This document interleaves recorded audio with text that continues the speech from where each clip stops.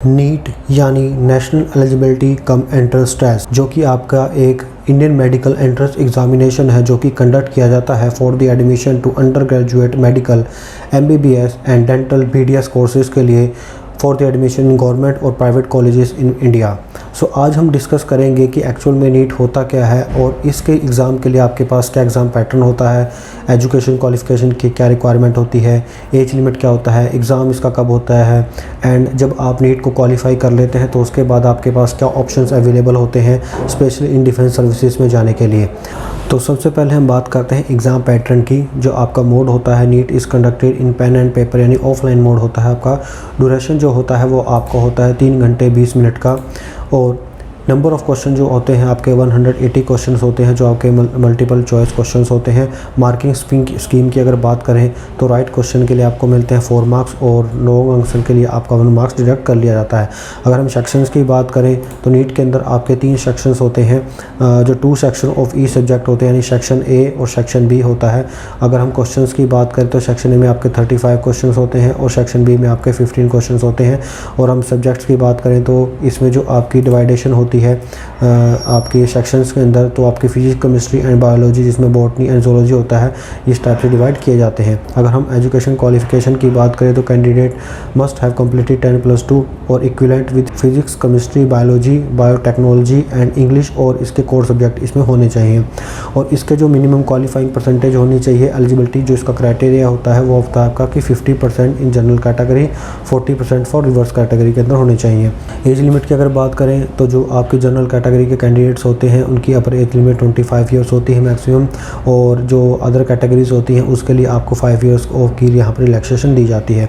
अगर हम exam date की बात करें तो एग्ज़ाम इसका ये जो आपका नीट का एग्ज़ाम होता है साल में एक बार होता है, और ये मैक्सिमम जो आपका एग्ज़ाम होता है मई और जून में होता है।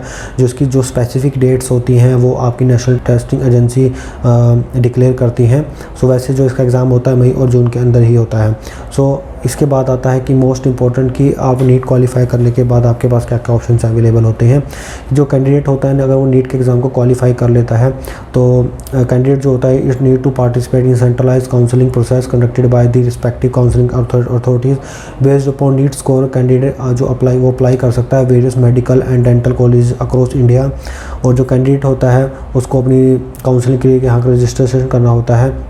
वो अपनी चॉइस के यहाँ पर चॉइस के जो कॉलेजेस होते हैं उनको फिलअप कर सकता है, जो भी उसने नीट का जो स्कोर किया है उसके थ्रू वहाँ पर अप्लाई कर सकता है।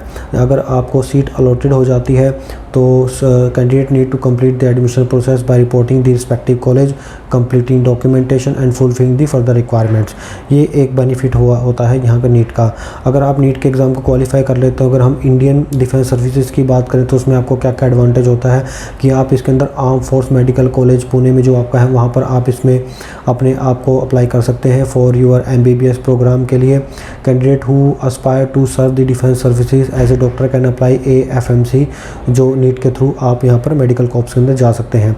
इसके बाद medical officer in defence services, जैसे कि अब आपका MNS का फॉर्म आउट हो चुके हैं और MNS के अंदर आपको अपने नीट के स्कोर को वहाँ पर अप्लाई करना ज़रूरी है, तभी आप एक मेरिट लिस्ट के अंदर वहाँ पर अप्लाई कर सकते हैं अपने आप को। उसके बाद आपका एंट्रेंस एग्ज़ाम होगा, उसको भी क्वालिफाई कर लेते हैं तो आप Indian medical officer defence services में MNS के तौर पर वहाँ पर ज्वाइन कर सकते हैं। और इसमें जो होती है आपकी, जैसे इसमें आर्मी, नेवी, एयरफोर्स तीनों विंग्स में आप उसमें अप्लाई कर सकते हैं। शॉर्ट सर्विस कमीशन के through in defence service, medical services में भी आप नीट के थ्रू जा सकते हैं। तो ये काफ़ी सारी अपॉर्चुनिटीज़ यहाँ पर आपको मिलती हैं नीट के थ्रू। तो जो कैंडिडेट अपने आप को नीट के एग्ज़ाम में क्वालिफाई करना चाहते हैं they can join Delhi career group defence academy, क्योंकि Delhi career group defence academy का जो नीट का रिजल्ट रहता है हमेशा की तरह इस बार भी बहुत अच्छा है। हमारे मैक्सिमम स्टूडेंट ने नीट के एग्ज़ाम को क्वालिफाई किया है। सो अगर आप भी अपने आप को नीट के एग्ज़ाम में क्वालिफाई करके अपने जो MBBS और BDS के जो आपका एक ड्रीम है मेडिकल सर्विसेज में जाने का, उसको आप पूरा करना चाहते हैं, so without wasting any time start your preparation with Delhi career group defence academy. इससे रिलेटेड और ज़्यादा इन्फॉर्मेशन के लिए आप हमें कॉल कर सकते हैं और हमारी ब्रांच में विजिट कर सकते हैं। Thank you. जय हिंद, जय भारत।